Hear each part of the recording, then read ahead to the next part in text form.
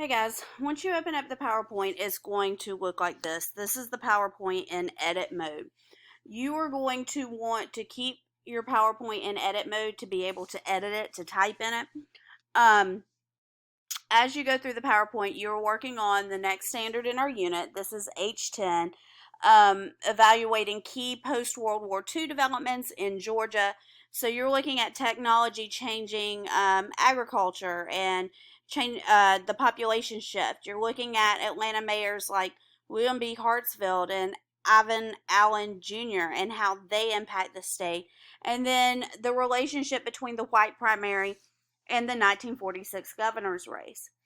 I just wanted to quickly go through this so that you are aware how to complete this assignment. So remember, you're going to click on the first slide and you are going to have some reading material on here. It says click on the image to learn more about it. So when you click in edit mode, you need to right click and you're going to have this box come up, and then you need to click on I have to click on hyperlink and then I have to open hyperlink.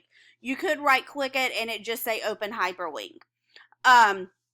When you open the hyperlink, it's going to pop up to a new page and there will be more reading. There's a video that goes along with this right here, so make sure you watch the video. You go back, sorry, let me minimize this so I can go back to the PowerPoint. You go to the first assignment and it looks like that's covered, so I'm going to bring that down a little bit. It says research one of the following types of agricultural technology after World War II.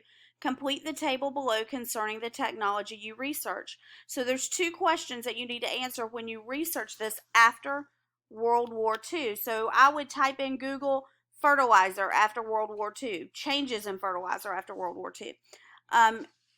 If you click on the box, you can remember when you get to these slides with the reading material and you right click on it to open the hyperlink. If you can't open the hyperlink that way, you can go to slideshow and play from current slide. You can click on it this way and it will open up. Just remember that you need to go back to edit mode to be able to type anything into it.